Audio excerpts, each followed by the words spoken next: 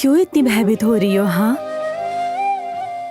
हम सब साथ हैं, महाराज हैं, यश है, तो कुछ नहीं होगा रूपमती।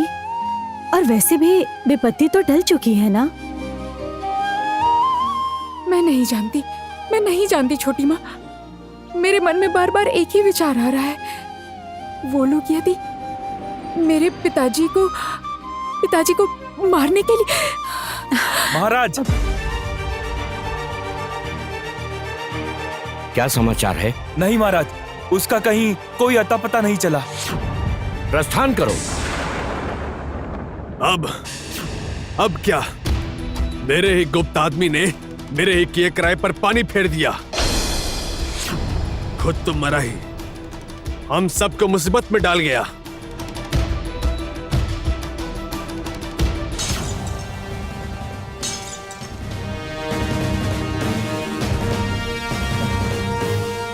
बार बार मेरे सिंहासन के मार्ग में कोई ना कोई बाधा खड़ी हो जाती है, कोई ना कोई बाधा खड़ी हो जाती है। और कितनी बार मैं इस प्रकार पराजित होऊंगा? ऐसा और कितनी बार होगा? कितनी बार?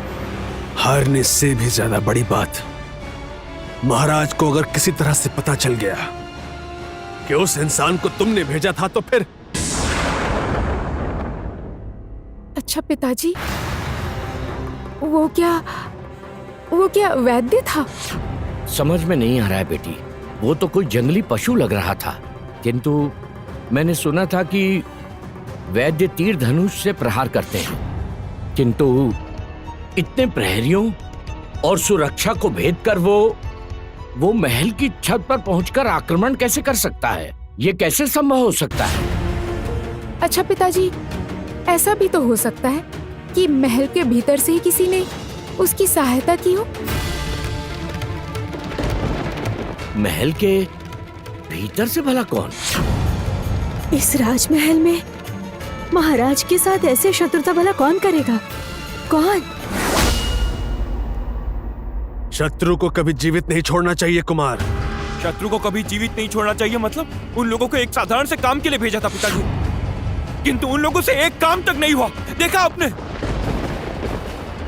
तुम भूल रहे हो कुमार, इस वक्त तुम्हारे लिए तुम्हारा सबसे बड़ा शत्रु उन हत्यारों का परिवार है।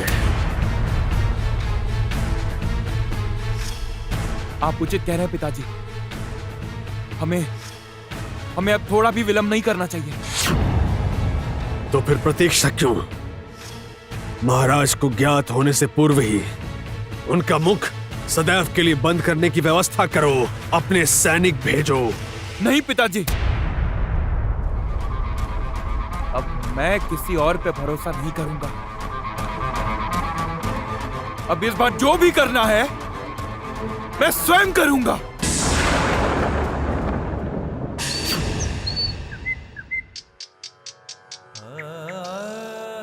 आज तुमने हमें नए सिरे से खड़े होने का साहस दिया है। एक पिता होने के नाते मुझे तुम पर गर्व है।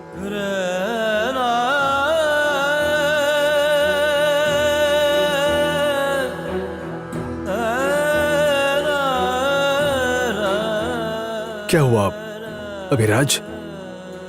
तुम सब एक साथ यहाँ पर? हम सबको बस एक ही बात का डर है भाई। एक बस तुम ही हो जो इस डर को दूर कर सकता है। डर? कैसा डर? हमारे सरदार हमारे इस कबीले को छोड़कर हमेशा के लिए चले गए, इसलिए हम लोगों को एक नया सरदार चाहिए। और हम सबका मानना है कि हमारा नया सरदार तुम बनो।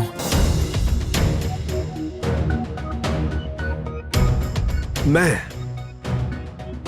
ये नहीं हो सकता, बिल्कुल नहीं हो सकता।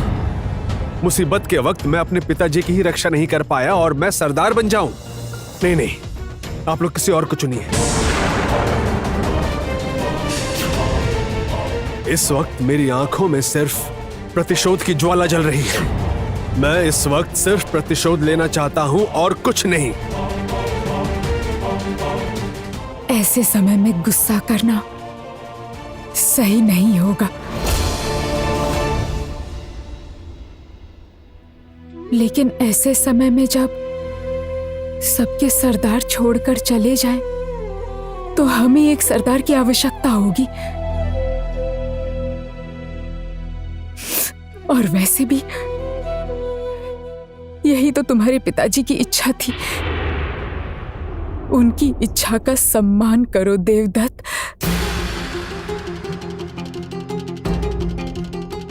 हाँ देवदत्त, सरदार होने के नाते तुम्हें विक्रम देव का सामना करना होगा, तुम्हें प्रतिशोध लेना होगा।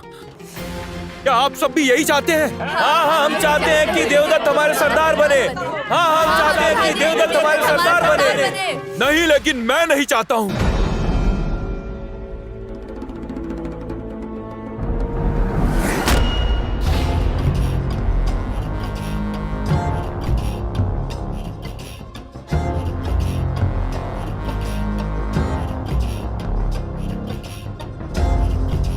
एक साधारण पशु का शिकार करते समय जिसके हाथ कांपते हो, जो अपने पिताजी के प्राणों की रक्षा नहीं कर पाया, वो सरदार बन के क्या करेगा? ओह रघुराज, ये सब बातें करने का ये उचित समय नहीं है। क्या तुम्हें कभी सद्बुद्धि नहीं आएगी? मुझे सद्बुद्धि आ गई है, इसीलिए तो बोल रहा हूँ। देवदत्त ने स्वयं यहाँ वचन दिया है कि राजा का पुत्र ही राजा बनेगा। ये नियम अब समाप्त हुआ, समझिए आप। तो फिर सरदार बनने के लिए जो योग्यता चाहिए, उस योग्यता की परीक्षा देनी होगी। तो आज केवल बातों से ही कैसे तय हो रहा है कि कौन सरदार बनेगा? सरदार बनने की योग्यता केवल मुझ में है। इसीलिए सबसे पहले तुम्हें मेरे साथ युद्ध करना होगा, मुझे पराजित करना होगा। आज ये युद्ध ही निर्णय करेगा कि कौन योग्य है और कौन अयोग्य।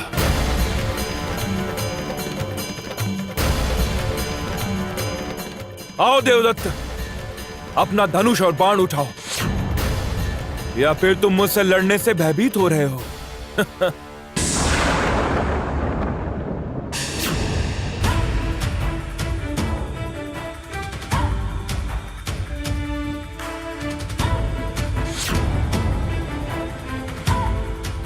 मैं तैयार हूं।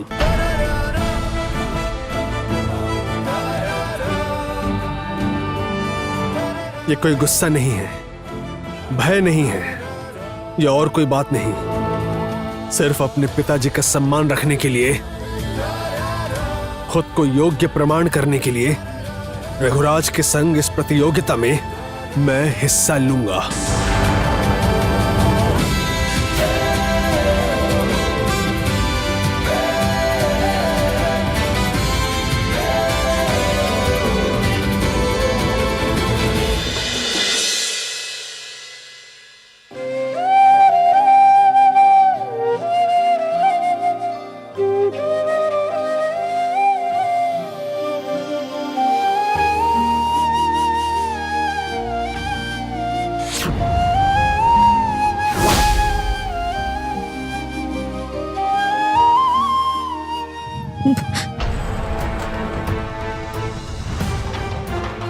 पिताजी,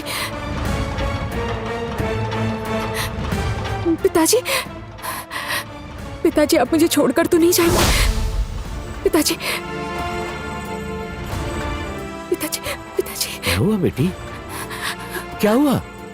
क्या हुआ? क्या हुआ? बोलो ना, क्यों बड़बड़ा रही हो? सपना देख रही थी? हाँ, सपना देख रही थी, और सच में आप मेरे समीप आ गए। ये कैसी माया है पिताजी? इस माया का नाम प्रेम है बेटी। कल रात्रि मुझे तनिक भी निद्रा नहीं आई। मुझे बहुत भय लग रहा था पिताजी। यदि उन लोगों ने आपको कोई क्षति पहुंचाई तो तब मेरा क्या होगा? मैं जानता हूँ मेरी रूपमती बेटी जब तक मेरे साथ है ना, तब तक मेरा कोई कुछ नहीं बिगाड़ सकता। पिताजी,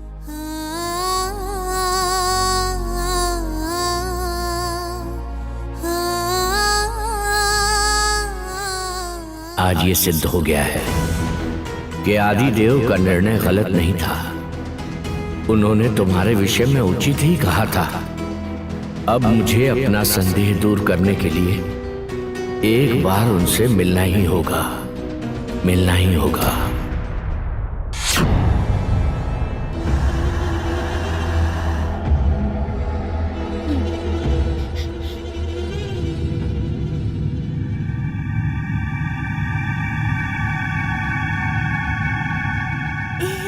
याकूब, जोटिला, एक क्षण रुको, तुम्हारी दशा फिर से वैसी हो जाएगी। हाँ, बस अभी थोड़ा ही समय शेष है। कहाँ क्या हो रहा है? कुछ नहीं हो रहा है, कुछ नहीं हो रहा है। रात बीत गई और दोपहर होने को आई है और तुम मेरे साथ भद्दा परिहास कर रही हो।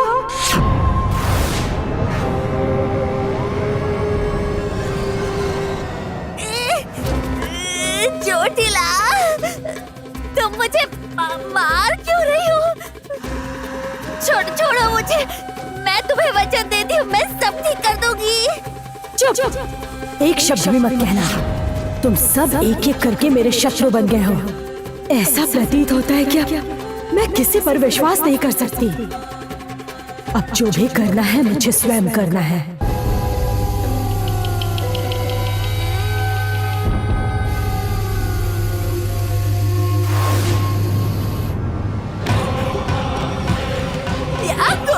जोटिला, देखो तुम फिर से अपने रूप में वापस आ गई हो। अब देखो तुम, जोटिला की औषधि ने अनंत काम कर दिया। क्या मैंने नहीं कहा था कि मुझसे भूल हुई थी? देखो मैंने तुम्हें फिर से ठीक कर दिया ना। वैसे मैं एक बात कहूँ, मैं जब तक तुम्हारे आसपास ना रहूं तो तुम्हें अच्छा नहीं लगता। अकेले तुम कुछ नहीं कर सकती। खुश रानी। चुप, याद रखना जड़ी बूटी, जोटिला अस्वस्थ भले ही हो किंतु वो राक्षसी रानी है, अकेले ही 100 पर भारी। हाँ, तुम सबसे श्रेष्ठ हो और मैंने इस बात से कब इनकार किया है। ओ खुश रानी, कृपया करके मुझे छोड़ दो। मैं तुम्हारे लिए फिर से नई औषधि बनाती हूँ। हाँ? नई औषधि? अरे बाबा, मैं तुम्हें वचन देती हूँ, अब और कोई भूल नहीं होगी। मैं तो बहुत ही भोली हूँ। ओ जोटिला, ओ खुश रानी, ओ रानी माँ, मुझे छोड़ दो ना।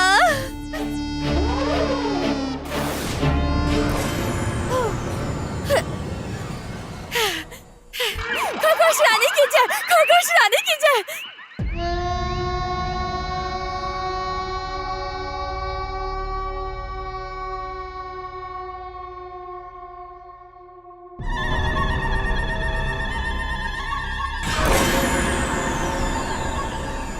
क्या समाचार?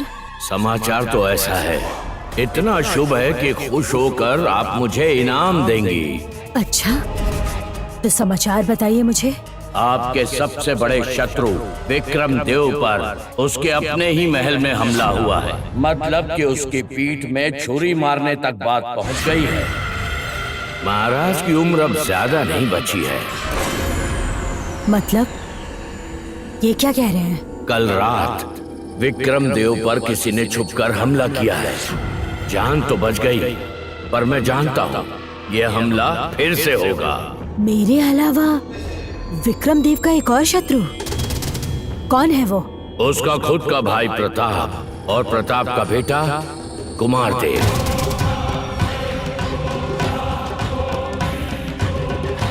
आप सच कह रहे हैं? वही है?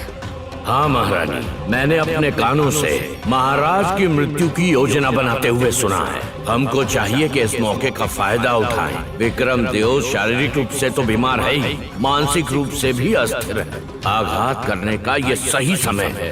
तो फिर महारानी जी, आप खुश तो हैं? मैं बहुत खुश हूँ राजवैद जी। इतने दिन में आपने मेरा अच्छा काम किया है, इसलिए मैं आपको एक नया उपहार देने वाली हूँ। आज मैं आपको एक अद्भुत उपहार देने वाली हूँ। प्राण से भी बढ़कर उपहार और कुछ नहीं हो सकता। क्या हुआ? खुश नहीं हैं? इसलिए सब कुछ सुनने के बाद मैंने ये सोचा कि आपकी आयु बढ़ा दी जाए। उस महल के अंदर जो दुर्बलता हो रही है, अब क्या होगा आगे आगे देखिए।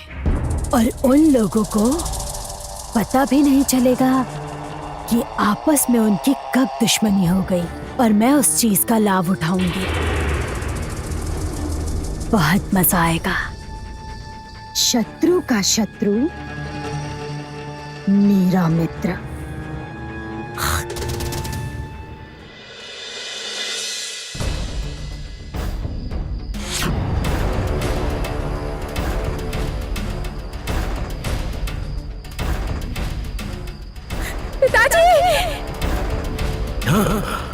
ये जंगली चेहरा देखकर मुझे तो वैद्य प्रतीत होता है।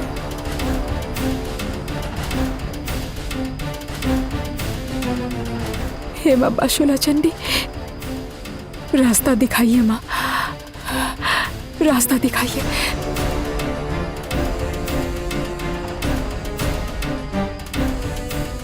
राजकुमारी,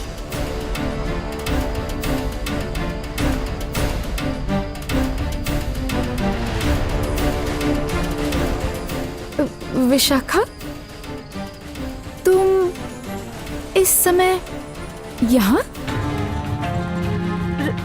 राजकुमारी, क्या मैं एक बात बोलूं? क्या हुआ विशाखा? तुम ऐसे हिचकिचाते हुए क्यों बात कर रही हो? सच सच बताओ, क्या हुआ? बताओ क्या हुआ?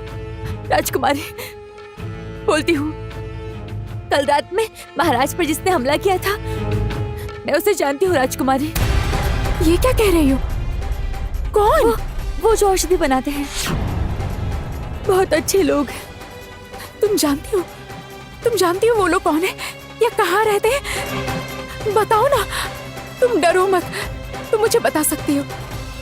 बताओ मुझे, बताओ, बताओ।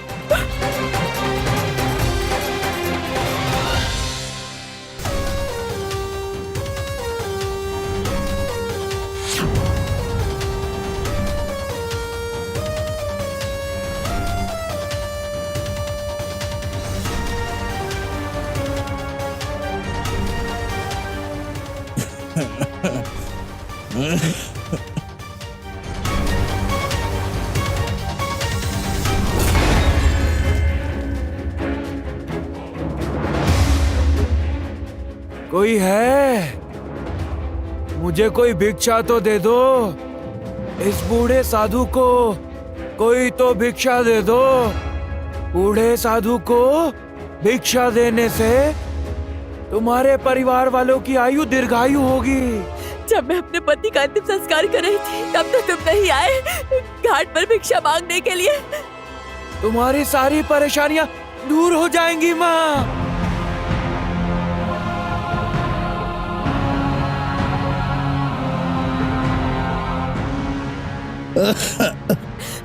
मेरा सुहाग उजड़ गया, सब समाप्त हो गया। उस राजमहल के शैतान कुमार देव ने मेरे स्वामी को, उसने मेरे पति की हत्या कर दी।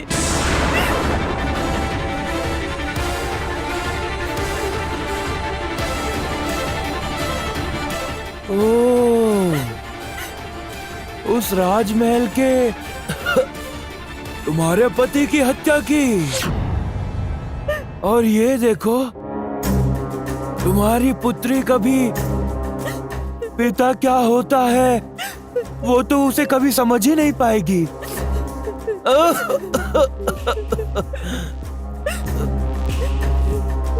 दुखद है, किंतु मैंने तो ऐसा सुना था कि तुम्हारा पति राजमहल में चोरी करने के लिए गया था। पकड़े जाने पर उसने विष पीकर आत्महत्या कर ली थी। नहीं नहीं नहीं, ये सब झूठ है।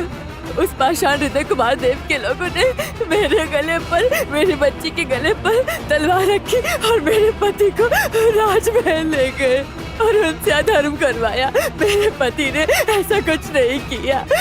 ओह, अब समझा। अब तुम दुखी मत हो। माँ बांसुरी चंडी कब किसे और किस पाप का कैसे दंड देंगी वो हम कभी नहीं समझ पाएंगे। हम मनुष्य नहीं समझ सकते। किंतु पुत्री, तुम चिंता मत करो। तुम्हारे पति का जो हत्यारा है उसे उसका दंड अवश्य मिलेगा। मुझे किसी और की आवश्यकता नहीं है। मैं स्वयं कुमार देव का वध करूंगी, उसे मारकर ही दम लूंगी।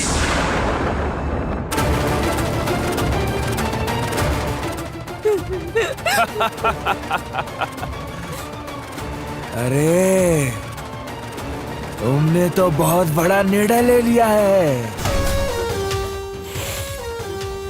देखो, तुम्हारी मृत्यु की इच्छा को मैं पूर्ण करता हूँ।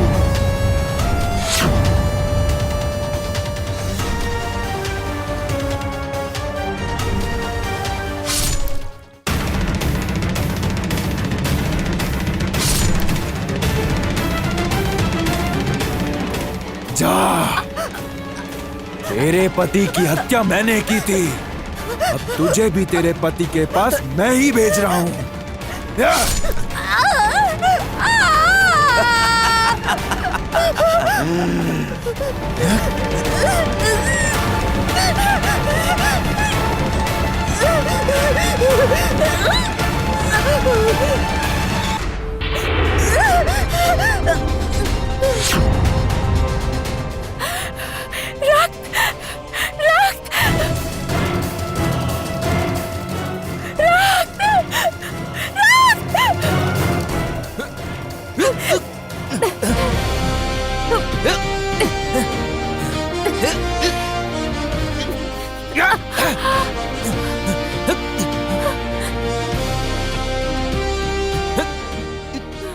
कौन है आप?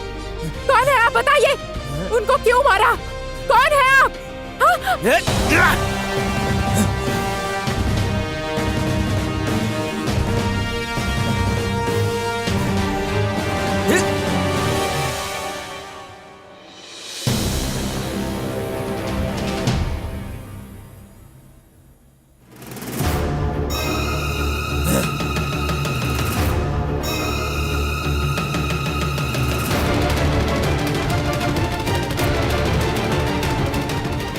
बहरूपिया?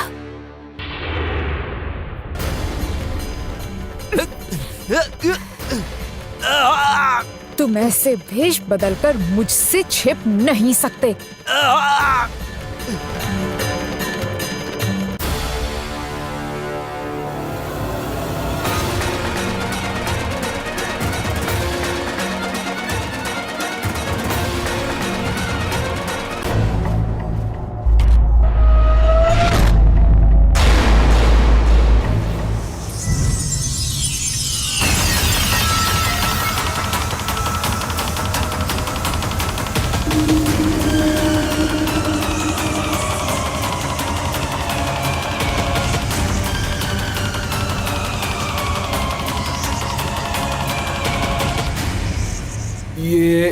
ये सब क्या हो रहा है? ये कैसे विपत्ति शुरू हो गई है?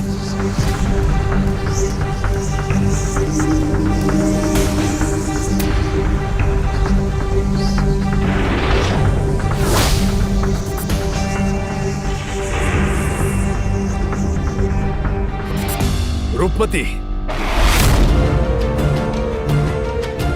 काका, इस बहरूपिये को पकड़िए। काका, इस बहरूपिये को पकड़िए। रूपमती,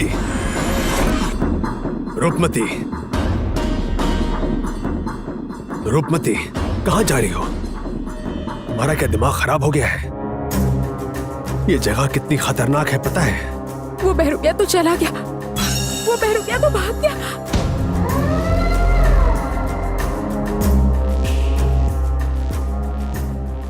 वो देखिए,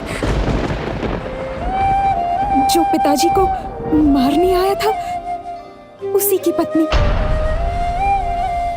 उसे सब कुछ पता होगा कि वो पिताजी को किस वजह से मारना चाहते थे, लेकिन मैं जान नहीं पाई। पिताजी के ऊपर इतना बड़ा हमला क्यों हुआ? मैं सच्चाई नहीं जान पाई। मैं नहीं जान पाई काका, मैं सच्चाई नहीं जान पाई। मैं नहीं जान पाई। वो पिताजी को क्यों मारना चाहते थे, मैं नहीं जान पाई। ये लड़की तो बहुत ज्यादा ही कर रही है। सचमुच में जानने आई है, लेकिन इसे पता नहीं है कि सच कितना भयंकर है। उसे पकड़ना हमारा काम नहीं है, कोई जरूरत नहीं है। उसके पीछे जाने से अगर तुम्हें कुछ हो गया तो फिर मैं तुम्हारे पिताजी को क्या मुंह दिखाऊंगा?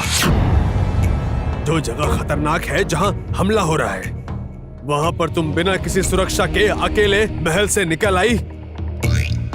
अगर समय अनुसार मैं खुद तुम्हारे पीछे पीछे नहीं आता तो न जाने क्या हो जाता।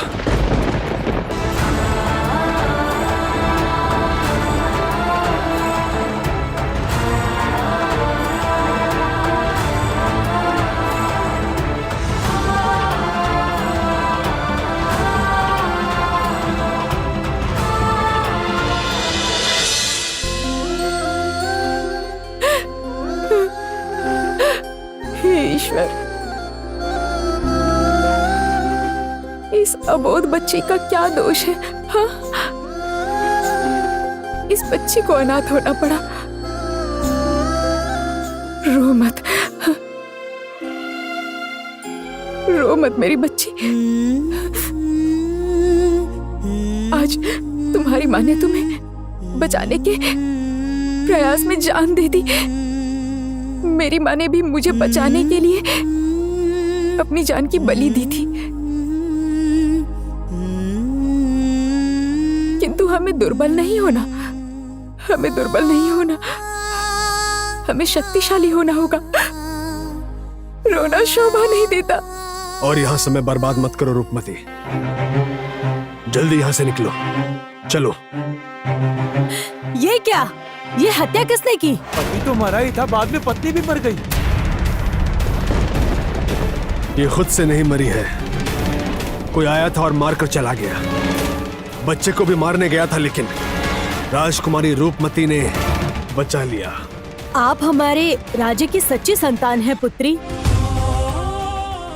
मैं इस बच्ची को पालूंगी, आप चिंता मत कीजिए। जय राजकुमारी रूपमती की जय हो, जय राजकुमारी रूपमती की जय हो, जय रूपमती की जय, जय रूपमती की जय, राजकुमारी रूपमती की जय।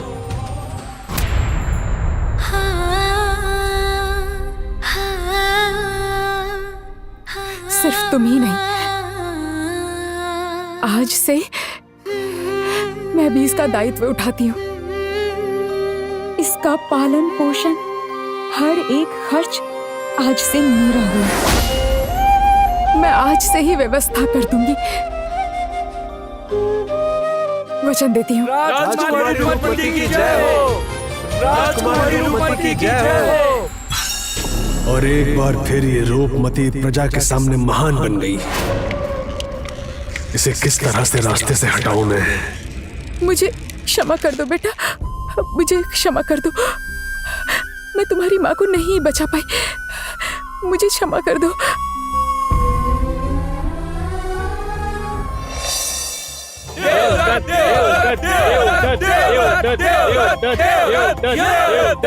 शांत रहिए, शांत रहिए।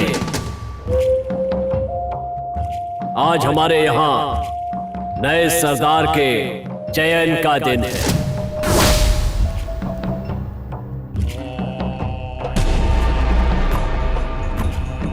नए सरदार के पद के लिए 2 दावेदार हैं, एक रघुराज और दूसरा देवदत्त। क्या तुम दोनों तैयार हो?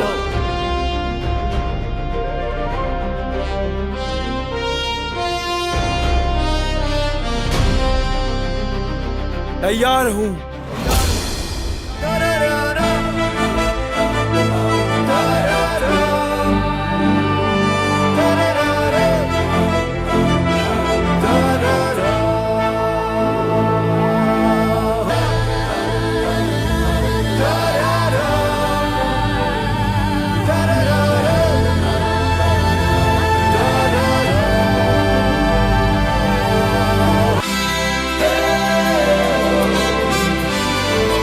तैयार हो।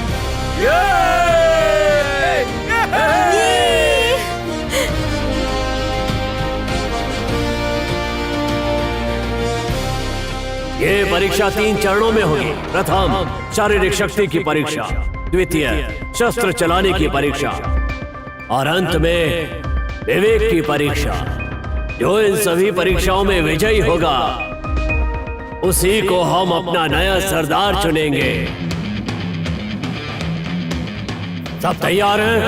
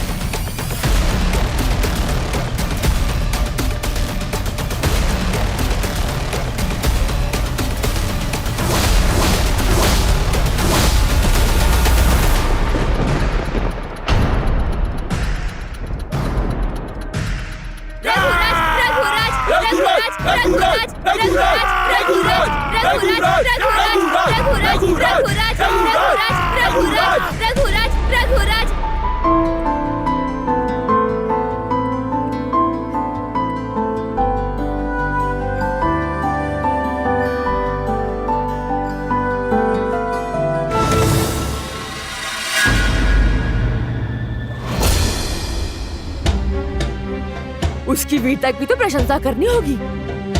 किसी से बिना कुछ कहे या पूछे अचानक से राजमहल से बाहर निकल गई।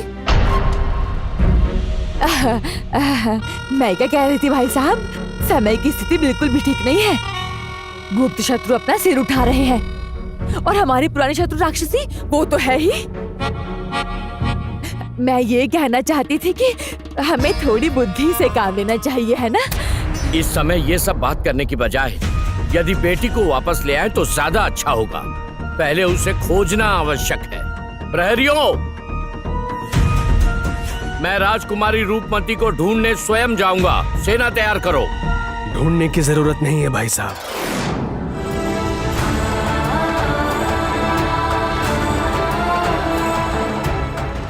रूपमती,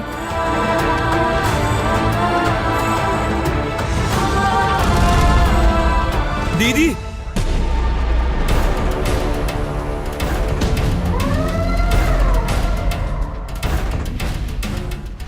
तुम कहाँ गई थी बेटी? रूपमती, तुम ठीक हो पुत्री? तुम्हें क्या हुआ है? तुम कहाँ चली गई थी? क्या हुआ दीदी? तुम कहाँ चली गई थी अचानक बिना किसी को कुछ बताए? हम सबको तुम्हारी कितनी चिंता हो रही थी। कहाँ गई थी बोलो? पुत्री, तुम ठीक तो हो ना? क्या हुआ? तुम ठीक तो हो? कुछ बोलो। मैं ठीक हूँ भाई। किंतु महल छोड़कर इस अंधेरी रात में अकेली कहाँ भटक रही थी तुम? तुम जानती नहीं कि बाहर हम सब के लिए कितना संकट है? यदि आज तुम्हें कुछ हो जाता तो मैं किसके सहारे जीवित रहता? पिताजी, वाह वाह वाह वाह वाह। और फिर कहा जाता है कि इसे इस महल के सिंहासन पर बिठाएंगे। वाह। कामिनी, क्या हुआ बेटी? रो क्यों रही हो? क्या मैंने तुम्हें सचमुच बहुत डांट दिया? तुम्हारी चिंता होती है इसलिए बोलता हूँ। देखिए महाराज, आप उसे और कुछ नहीं कहेंगे। क्या पता इस बच्चे के मन में क्या चल रहा है। हमारी पुत्री की अवस्था तो देखिए महाराज। पुत्री, ओ पुत्री, छोटी माँ की ओर देखो। चलो मेरे साथ चलो। जाओ जाओ बेटी जाओ। बिल्कुल सही बात है, आप इसे लेकर जाइए। जाओ बेटी।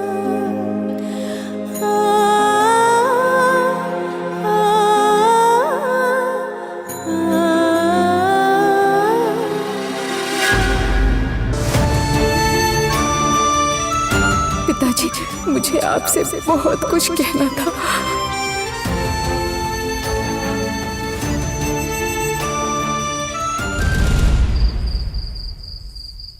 अब द्वितीय परीक्षा की बारी है।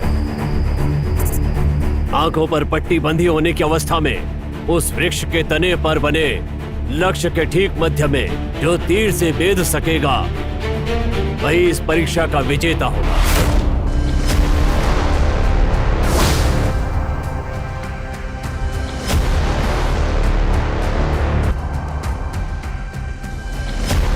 मुझे अब सरदार कहने के लिए तैयार हो जाओ देवदत्त। विवेक की परीक्षा के लिए प्रतीक्षा नहीं करनी होगी।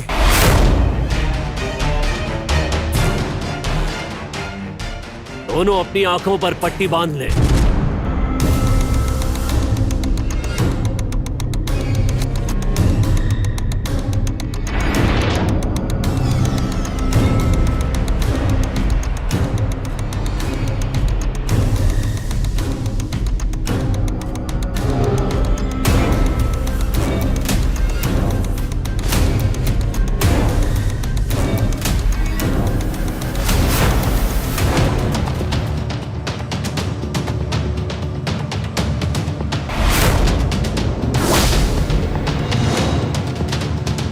तैयार हो जाओ।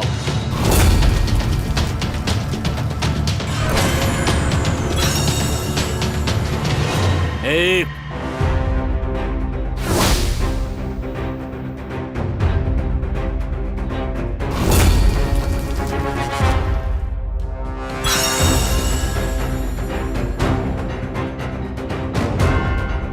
दो,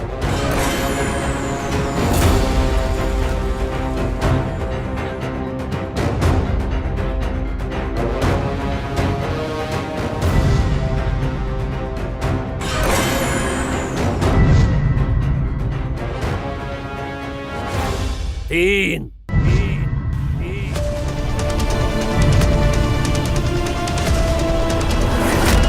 चार, छोड़ो।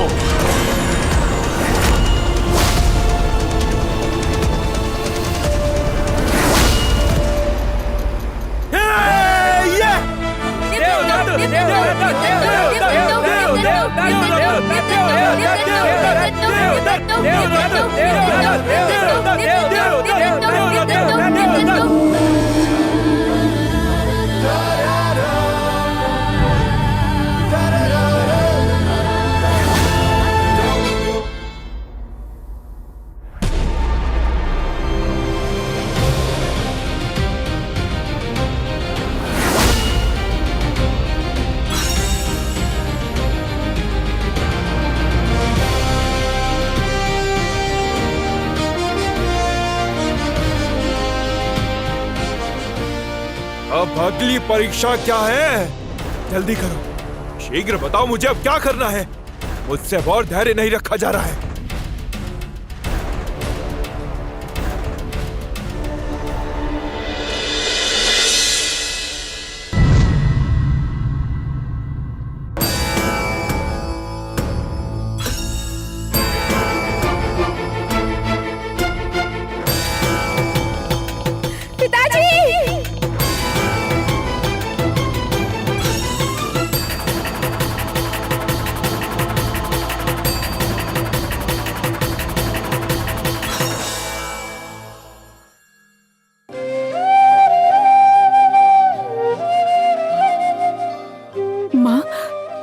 अब तो सब कुछ जानती है।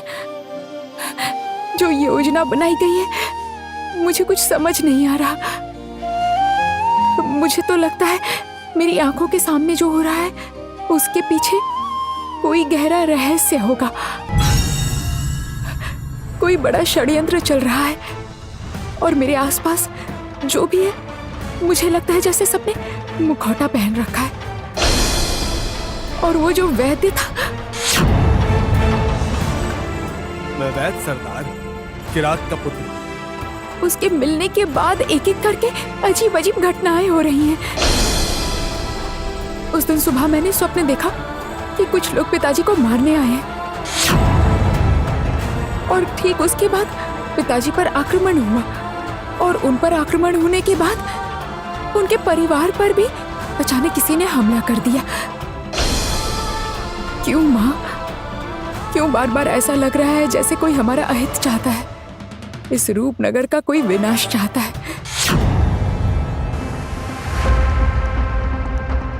इस बार होगी विवेक की परीक्षा।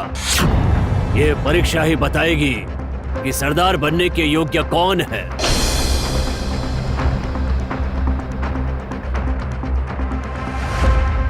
देवदत्त या रघुराज? प्रश्न एक ही है, जो उचित तर्क के साथ उत्तर देगा वही विजयी माना जाएगा।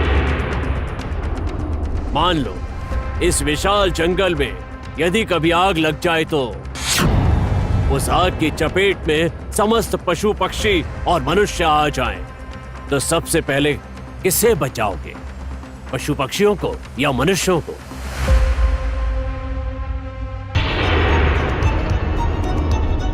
यह एक ऐसा प्रश्न हुआ, निश्चित रूप से मैं मनुष्यों को बचाऊंगा, अपने कबीले को बचाऊंगा। क्यों? क्यों मतलब? आखिर मैं उनका सरदार हूँ तो अपनों को ही बचाऊंगा ना, पशु पक्षियों को क्यों? मैं उनका सरदार तो नहीं हूँ। और यदि इस विशाल जंगल में आग लगी तो हमें बिना पशु पक्षी का शिकार किए हुआ ही पक्का मांस मिल जाएगा। इसमें तो लाभ ही है। किंतु इतने पशु पक्षी तुम अकेले कैसे खाओगे? जितना खा सकूंगा उतना खाऊंगा, बाकी छोड़ दूंगा। और क्या?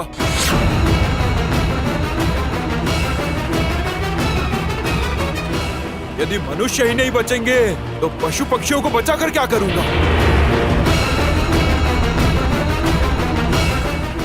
देवदत्त, अब तुम्हारी बारी है। बताओ तुम क्या करोगे? बहुत चिंता है, मन में बहुत सारे प्रश्न घूम रहे हैं। क्या इनका उत्तर आपके पास नहीं है? आप ही बताइए ना माँ, मुझे कुछ समझ नहीं आ रहा। मुझे और कुछ नहीं समझ आ रहा, कुछ समझ नहीं आ रहा माँ।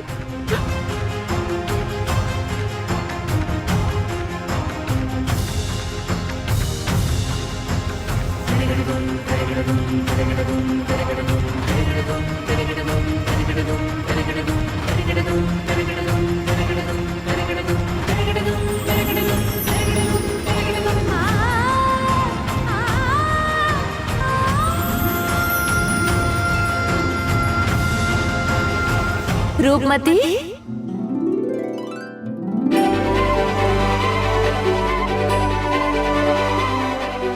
ये मैं हूँ,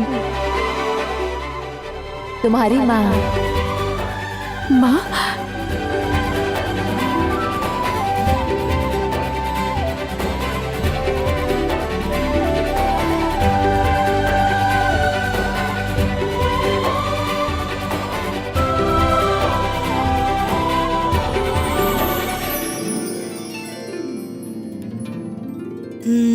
माँ, आप सच में आई हैं? मेरी पुत्री इतनी कष्ट में हो और मैं ना आऊं, ऐसा हो सकता है?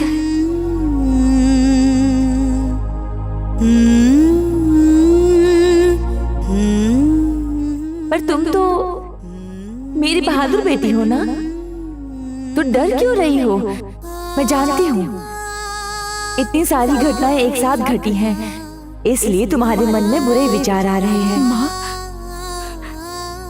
माँ मुझे मुक्ति चाहिए, इन दुविधाओं और द्वंद से सबसे मुक्ति चाहिए माँ। मैं शांति चाहती हूँ। मुक्ति मिलेगी पुत्री, किंतु अभी नहीं। तुम देखना, शीघ्र ही तुम्हारे मन के सारे बादल छंट जाएंगे और आशा की किरण तुम्हें दिखाई देगी। इसलिए भयभीत मत हो। किंतु माँ, मैं तो बहुत साधारण हूँ, आपकी तरह असाधारण नहीं। इसीलिए मुझे बार बार डर लगता है। किसने कहा कि तुम असाधारण नहीं हो? तुम्हारी अंतरात्मा बहुत पवित्र और शुभ है। देखना, एक दिन तुम्हारी भावनाएं ही तुम्हारी सबसे बड़ी शक्ति बनेंगी। सही समय पर तुम पहचान लोगी कि कौन तुम्हारा शत्रु है और कौन तुम्हारा मित्र। तुम सब समझ जाओगी। तुम्हारी माँ का आशीर्वाद हमेशा तुम्हारे साथ है। ভোরের আলো দেখাও তুমি অশনি রাতের শেষে চাঁদ তারা ফুল পাখি চাই সকলে রূপ नहीं, मुझे और कोई डर नहीं है। मुझे और कोई डर नहीं है। आप तो है मेरे साथ माँ, मुझे डरना नहीं चाहिए। मैं आपकी बेटी रूपमती हूँ। अब मैं कभी नहीं डरूंगी। यदि इस विशाल जंगल में आग लगी तो हमें बिना पशु पक्षियों के शिकार किए बिना ही मांस मिल जाएगा। इसमें तो लाभ ही लाभ है। किंतु इतने पशु पक्षियों को तुम कैसे खाओगे? अरे जितनी खाने की इच्छा होगी उतना खाऊंगा, बाकी छोड़ दूंगा। यदि मनुष्य ही जीवित ना बचे तो पशु पक्षियों को बचाकर क्या करूंगा? देवदत्त, अब तुम्हारी बारी है। बताओ तुम क्या करोगे? मैं जंगल के पशु पक्षियों की भी रक्षा करूंगा और मनुष्यों की भी।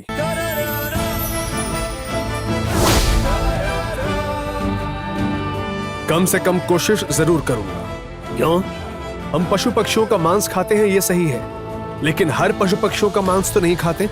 किसी का अंडा खाते हैं तो किसी का दूध पीते हैं और किसी की चमड़ी से ठंड के लिए कपड़े बनाते हैं।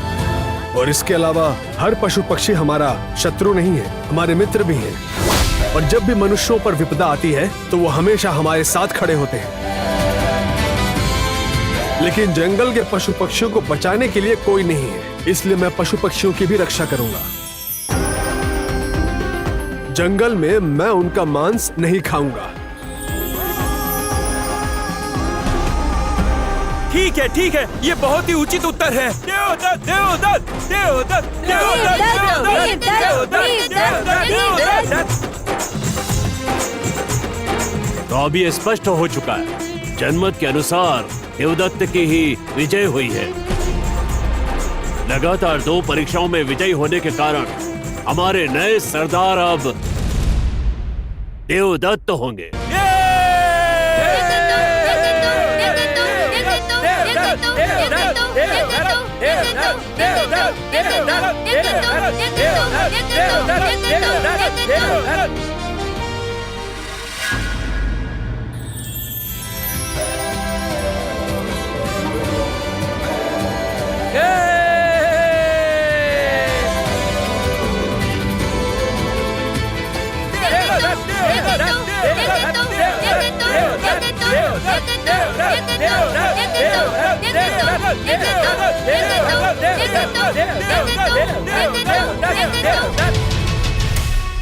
कुछ भी हो जाए, यदि इस देवदत्त को मैंने अपने मार्ग से नहीं हटाया और मैं सरदार के पद पर नहीं बैठा, तो मेरा नाम भी रघुराज नहीं।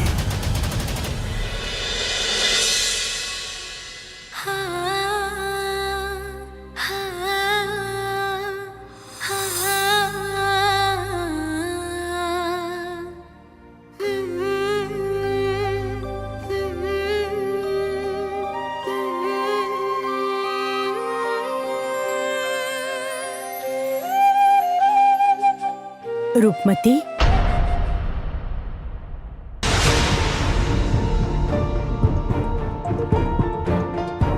छोटी माँ आप? दासियां कहाँ हैं? मेरी पुत्री रात से भूखी है ये जानकर क्या मैं दासी के हाथों भोजन भिजवाऊंगी? मुझे भूख नहीं लगी है छोटी माँ।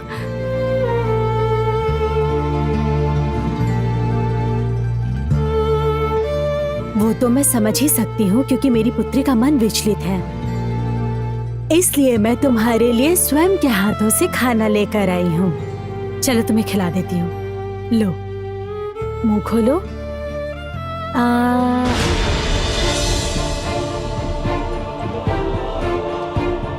नहीं छोटी माँ, मेरा मन भारी लग रहा है, मेरी खाने की इच्छा नहीं है। अच्छा रूपमती, कम से कम मेरी बात तो मानो। देखो, यदि तुम भोजन नहीं करोगी तो तुम्हारा स्वास्थ्य बिगड़ जाएगा, और यदि तुम बीमार पड़ गई तो ये लड़ाई कैसे लड़ पाओगी बताओ तो? मेरे गले से निवाला नहीं उतरेगा छोटी माँ, मुझे कुछ भी अच्छा नहीं लग रहा। वो तो मैं समझ ही रही हूँ, किंतु तुम्हारी आंखों में ये जो कीमती आंसू है, क्या मैं इसका कारण जान सकती हूँ? आप तो जानती हैं छोटी माँ, वो छोटी बच्ची कितने प्यार से वहां बैठी थी। उस बच्ची को तो तब पता भी नहीं था कि उसके सिर से माँ का साया उठ चुका है। वो तो सोच रही होगी कि थोड़ी देर में माँ उठेगी और उसे गोद में उठाएगी, किंतु अगले ही क्षण में उसकी माँ ने उसे अनाथ कर दिया। और मैं काश मैं थोड़ी देर पहले पहुंच जाती। यही तो मनुष्य के भाग्य में लिखा है रूपमती। जन्म से पूर्व ही विधाता मनुष्य का उसके भाग्य में लिखते थे कि उसके साथ क्या होने वाला है। हमारे भाग्य में क्या लिखा है ये समझना हमारे वश में नहीं है। और मैं छोटी माँ, मेरे भाग्य में उस बच्ची की रक्षा करना नहीं लिखा था क्या? किसने कहा था नहीं लिखा है रूपमती? तुमने तो अपना कर्तव्य निभाया है। अपने प्राण संकट में डालकर तुमने राजकुमारी होने का धर्म निभाया है, वो भी उस व्यक्ति के परिवार को बचाने के लिए जिसने तुम्हारे पिता के प्राण लेने चाहे। इससे महान कार्य और क्या होगा रूपमती?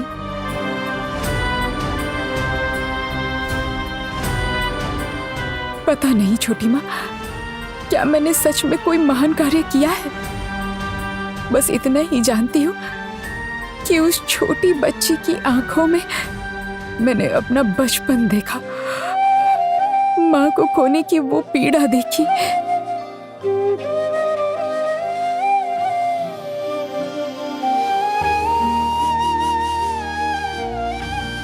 विधाता ने ही तुम्हें वो पीड़ा समझने का ये अवसर दिया है। तुम समझ रही हो मेरी बात? ये बहुत तुम्हारे लिए बड़ी उपलब्धि है रूपमती। कितने लोगों को ऐसा सौभाग्य प्राप्त होता है कि वो दूसरों का दुख समझ सके।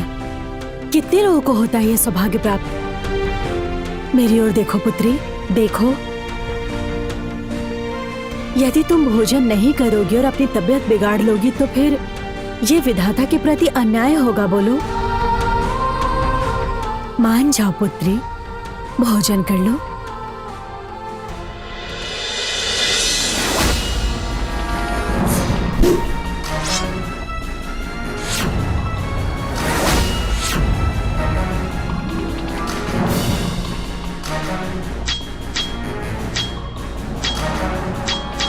आज तक पुरुष ही राजा बने हैं, उसका कारण सारे ज्येष्ठ संतान पुरुष ही थे इसलिए। परंतु इस बार ज्येष्ठ संतान तुम हो रूपमती, इसलिए तुम्हें इस राज्य की साम्राज्ञी बनाने के अलावा मेरे पास और कोई उपाय नहीं। बोलो, किसने भेजा था तुम्हें मुझे मारने के लिए? मेरे सिद्धांतों पर इस राज्य और यहाँ की प्रजा और उनके भविष्य की सुरक्षा का प्रश्न जुड़ा है। मारो मुझे।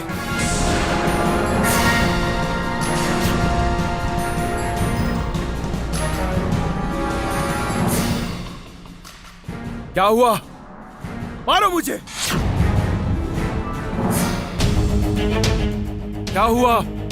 मुझे सुन नहीं रहे हो क्या? हे! मैं कह रहा हूं मारो मुझे। परंतु कुमार, मैं बोल रहा हूं ना, मारो मुझे, मारो मुझे। तुम लोग को समझ में नहीं आ रहा है क्या? तुम लोग सुन नहीं पा रहे हो? मैं कह रहा हूं कि मारो मुझे, मारो, मारो मुझे। ओए!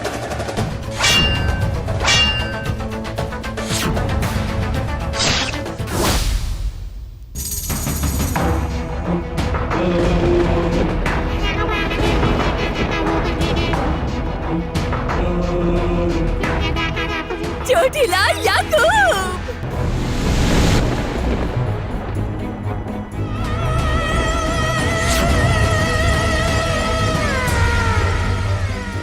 नहीं, जड़ी बूटी।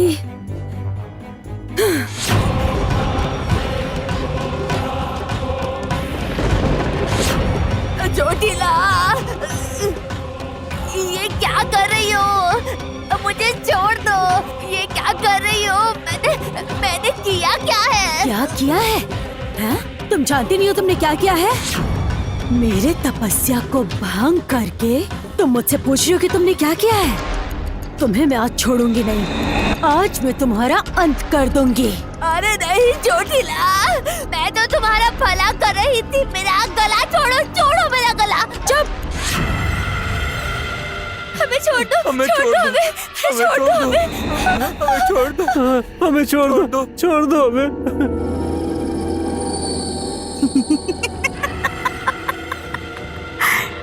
मनुष्य? अरे वाह, मनुष्य और ताजा ताजा।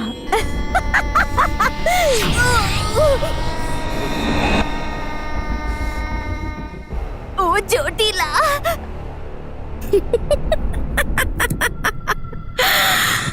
मनुष्य, ताजा ताजा मनुष्य। आज मैं मनुष्य का मांस खाऊंगी। तुम इनको नहीं खा सकती चोटिला याकूब। क्या? ये लोग असल में उस जादुई कवच को पार करके यहाँ तक आए थे और मैंने सोचा है कि तुम्हारी खोखोशी सेना बनाने का एक उत्तम उपाय मुझे मिल गया है। वो है जड़ी बूटी। इसीलिए मैंने यहाँ लाई। याकूब, क्या उपाय है? बताती हूँ याकूब।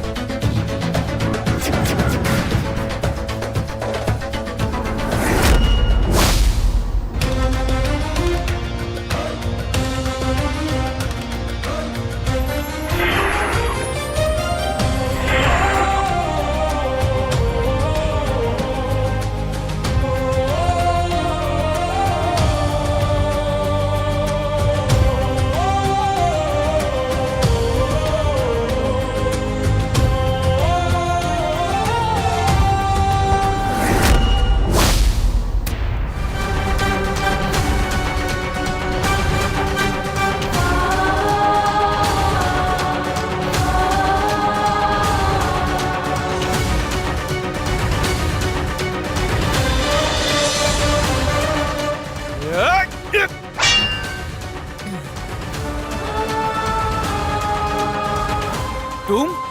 वही अहंकार और वही हट। तुम बिल्कुल नहीं बदले ना। कहाँ, कैसे और किसके ऊपर अपना क्रोध दिखाना है तुम अब तक नहीं समझे ना। अरुंधति!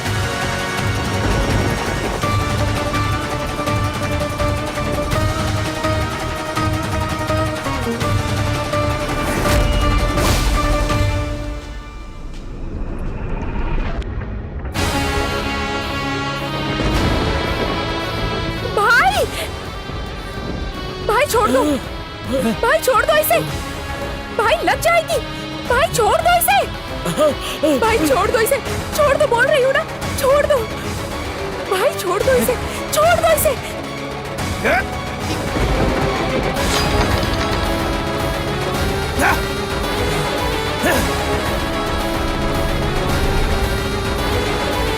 महाराज, कुमार ये क्या कर रहे हैं? कुमार ये क्या कर रहे हैं महाराज? रोकिए, रोकिए उन्हें, रोक लीजिए महाराज उन्हें। भाई कुमार, रुक जाओ।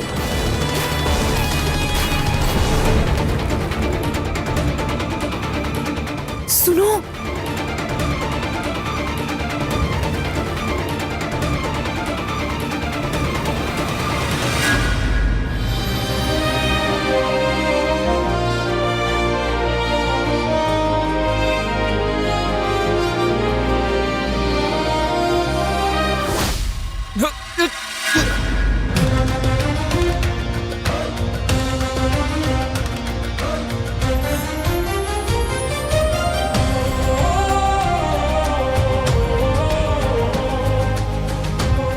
आश्चर्य है, युद्ध के मैदान में ये कैसा उलटफेर है?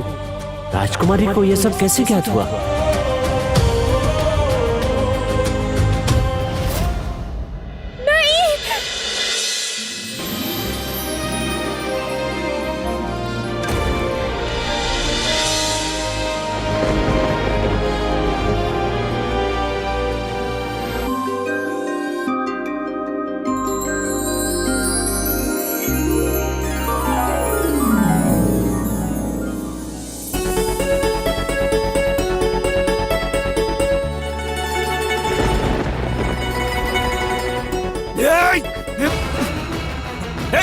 छोड़ो मुझे, मुझे छोड़ो, मैं इसे छोड़ूंगा नहीं।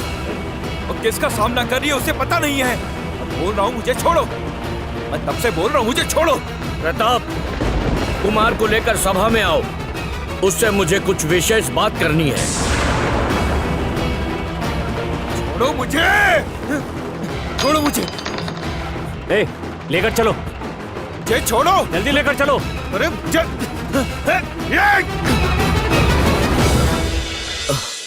बेटी, बेटी, तुम ठीक तो हो ना बेटी?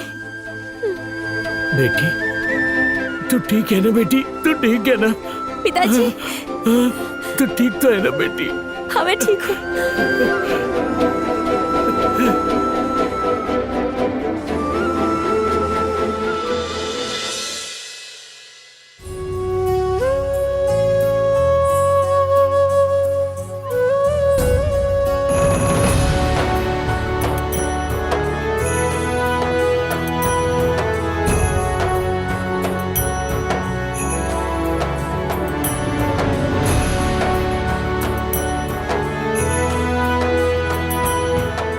चली गई थी तो बोलो, कहाँ चली गई थी?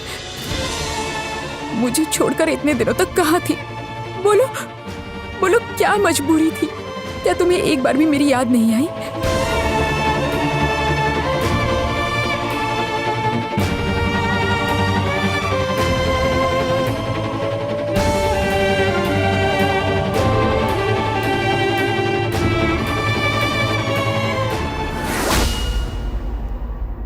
तुमसे मैं और अधिक धैर्य और अधिक सहनशीलता की आशा रखता हूं।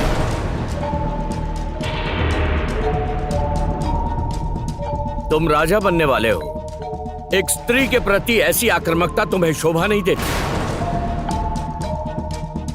मुझे इस बात का बहुत दुख है महाराज। रुक जाओ, तुम्हारे लिए एक और सूचना है कुमार। राजकोष में बहुत बड़ी रकम का हिसाब नहीं मिल रहा है। इस विषय में तुम्हारा क्या कहना है?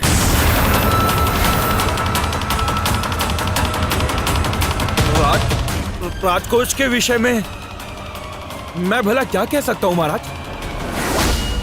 हाँ महाराज, ये तो कोषाध्यक्ष से पूछा जाना चाहिए। अवश्य पूछता, यदि कुमार ने राजकोष का उत्तरदायित्व स्वयं न लिया होता।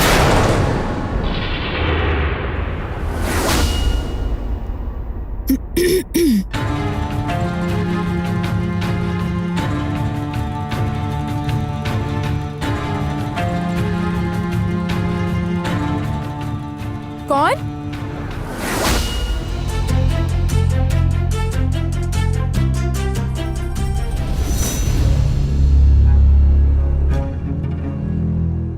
ओ, तुम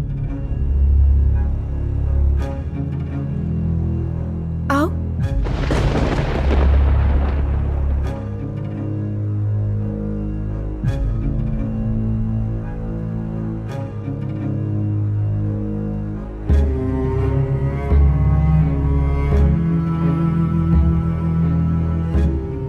रूप,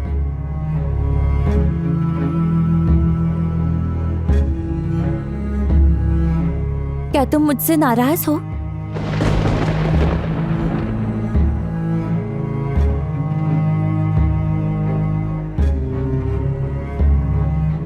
तो रुष्ट ना हो। तुम तो मेरी सहेली हो ना, और अचानक इस तरह विवाह करके चली गई, और गई तो गई, एक संदेश तक नहीं भेजा। क्या तुम जानती हो मेरे जीवन में क्या चल रहा है? मैं किसी से कुछ नहीं कह पाती। वो तो चलता ही रहेगा। अभी तो मन विचलित होने का समय है। तो मुझे बताओ कि आखिर बात क्या है? मेरा भी एक निवेदन है महाराज। आपके आभूषणों की चोरी के पश्चात अब राजकोष के हिसाब में गड़बड़ी, और अगर आपकी आज्ञा हो तो आपसे एक छोटा सा प्रश्न पूछ सकता हूँ? पिछले दिनों कुमार ने बिना किसी प्रमाण के राज्यसभा के प्रत्येक व्यक्ति से सवाल करके बिना कारण ही उनका अपमान किया है। आज ये निश्चित करना होगा कि जो इस राज्य के नियम है उसी नियम से कुमार देव का भी न्याय होगा, या राज परिवार का सदस्य समझकर उन्हें छोड़ दिया जाएगा महाराज।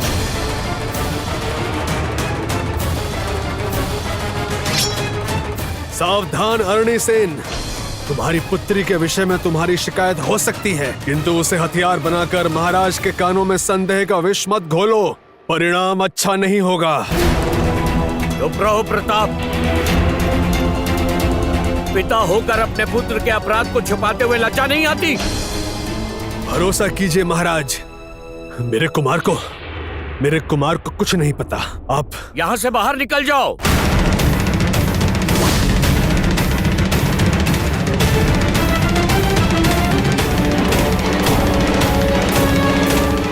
आज से इस राज्यसभा में तुम्हारा प्रवेश वर्जित है, ये मेरा आदेश है।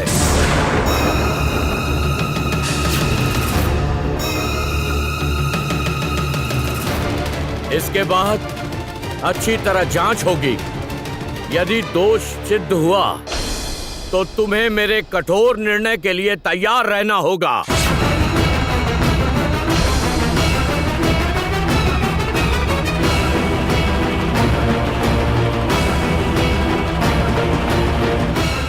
तो ठीक है महाराज, दंड तो हम दोनों को ही मिलना चाहिए।